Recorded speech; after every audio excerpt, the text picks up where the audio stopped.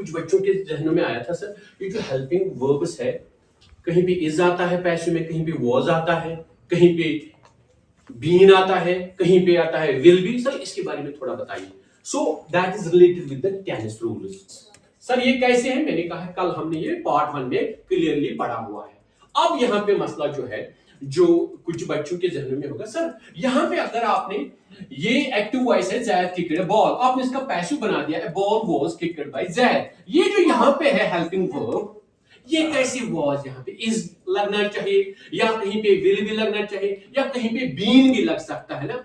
इन सभी को हम बोलते हैं बेटा, ये बी जो बी है ना, इसकी सब फॉर्म इसी से निकल के आती है। इसमें से निकल के आता है इज, इसमें से आता है एम, इसमें से निकल के आता है और यार, फिर पास्ट टेंस में वाज और वर, और हम कह सकते हैं इसमें से बीन भी आता है और बीइंग भी यहां से ही आता है। तो ये सभी इससे आते हैं, बी की फॉर्म इसको बोलते हैं। आज हम उसके बारे में बात करेंगे कि कहां पे ये ऑक्सिलरी वर्ब्स आपको लगाने हैं जब आप एक्टिव वॉइस से किसमें टेंस को चेंज, किसमें इस सेंटेंस को चेंज करोगे, इनटू पैसिव वॉइस। अब जैद किक से बॉल, सर ये कौन सा टेंस है? Simple present tense. Simple present tense है बेटा, ये simple present tense. Zaid kick से बॉल का मतलब है बेटा कि जैद को आदत है बॉल को किक मारने की। जहां पे जैद ने बॉल देखी वो क्या करता है? वो किक मारता है। समझ आ रहा है बेटा? जैद को बॉल दिखी वो किक मारता है, उसके अंदर ही एक कीड़ा है। तो हम उसको कहेंगे सर ये उसका, आप बोलिए ना, एक हैबिट बन चुका है। हाँ, ये जैद किक से बॉल, ये उसका हैबिट बन चुका है। लेकिन ग्रामर के हिसाब से ये एसपीटी है, सिंपल प्रेजेंट टेंस। अब यहां पे बेटा इसको हम पैसिव वॉइस में चेंज करेंगे। क्या ये एक्टिव वॉइस में है बेटा? पहले ये बताइए, क्या ये एक्टिव वॉइस में है? Yes it is active voice sir. पहले काम करने वाले का नाम है, लास्ट में ऑब्जेक्ट है, किसको इसने किक मारी, किस चीज पर काम हो रहा है। आप पैसिव बनाएंगे बेटा, हम कहेंगे पैसिव में हमेशा पहले ऑब्जेक्ट को सामने लाता है। हाँ, लाइए ए बॉल। अब यहां पे कल मैंने बोला आपको, पार्ट 1 में समझाया, हमेशा पैसिव में वर्ब की V3 यूज होती है, जिसको हम कहते हैं पास्ट पार्टिसिपल। समझ आ रहा है बेटा?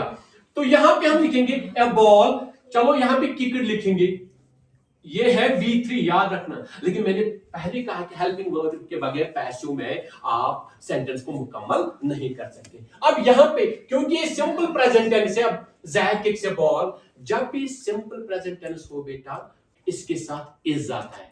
सिंपल प्रेजेंट टेंस में यहां पे इज आता है। A ball is kicked by किसने? जैद। समझ आ रहा है? ये है प्रेजेंट कंटीन्यूअस टेंस है ना। Subject plus helping verb is plus V plus ing form है ना, पढ़ा है हमने। थोड़ा सा आप भूल चुके हैं, कोई मसला नहीं, इसको रिवीजन में भी लाएंगे जब हम पढ़ेंगे टेंसेस दोबारा।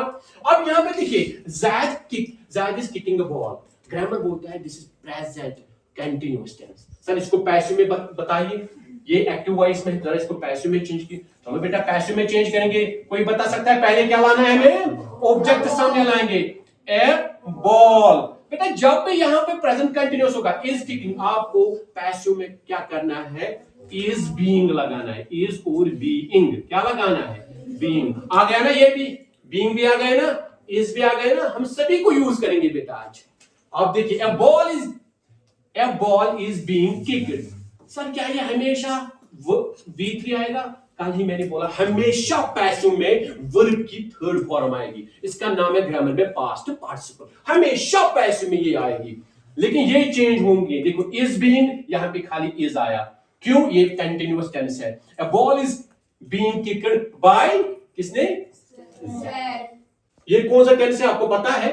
जिनको टेंस जहन में होगा बेटा, Zaid has kicked ball. Sir has है यहां पे किक्ड है, V3 है यहां पे, ये है प्रेजेंट परफेक्ट टेंस। सर किस वॉइस में? हमने पहले देखा है ना, एक्टिव वॉइस है, तो यहां पे लिखेंगे एक्टिव वॉइस में। सर पैसिव वॉइस बना के दिखाइए। हाँ बेटा बनाएंगे, सिर्फ यहां पे हेल्पिंग वर्ब चेंज होगा, है ना। अब देखेंगे क्या बनेगा। यहां पे हम लिखेंगे a ball has been, very good, has been kicked. यहां पे देखिए किक्ड, ये कौन है? V3। हालांकि यहां पे भी V3 है, लेकिन यहां पे हमेशा V3 रहेगा। किक्ड बाय किसने? जैद। हो गया ना। सर ये कौन सा टेंस है?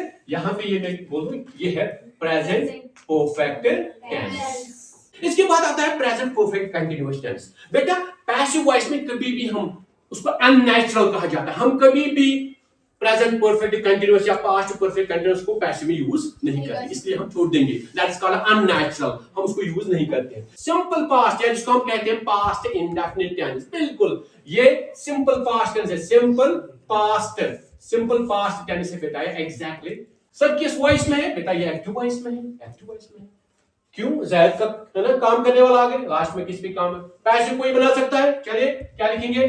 अ बॉल, एक ही है ना, वॉज लगेगा कि वर लगेगा? ये सिंगुलर है ना, वेरी गुड, क्योंकि पास्ट टेंस, जब भी पास्ट टेंस का होगा सिंपल पास्ट टेंस में हेल्पिंग वर्ब वॉज आएगा अकॉर्डिंग टू इस। अगर ये प्लूरल होगा फिर वर्ब भी आ सकता है। A ball was kicked by Zaid, very good, Zaid will kick a ball.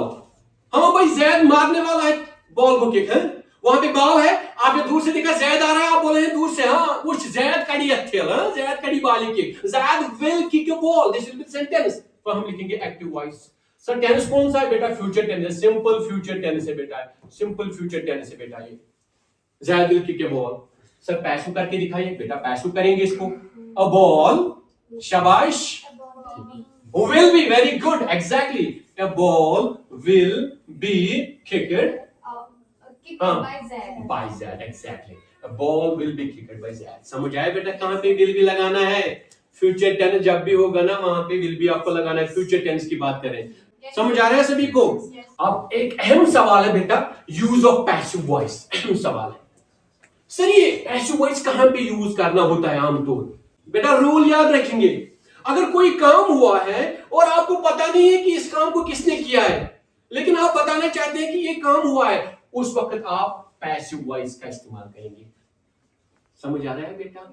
या अगर आप बोलना चाहते हैं कि कोई काम हुआ है लेकिन doer of action is not important, आप बोल रहे हो कि नहीं मुझे काम किसने किया वो जरूरी नहीं है बताना, लेकिन मुझे बताना है काम हुआ है, तो वहां पे भी आप पैसिव वॉइस का इस्तेमाल कर सकते हो।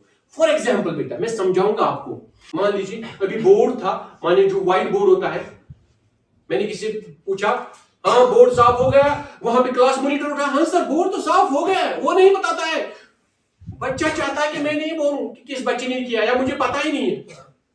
मैं कहता हूं वहां पे हाँ क्या व्हाइट बोर्ड जो हमारी क्लास में वो साफ हो गया है, तो बच्चे ने जवाब दिया, क्लास रिप्रेजेंटेटिव ने जवाब दिया sir the white board is cleaned, V3 cleaned, the white board is cleaned। हाँ सर वो साफ है इस वक्त, लेकिन ये क्या इसमें आपको पता चला किसने साफ किया?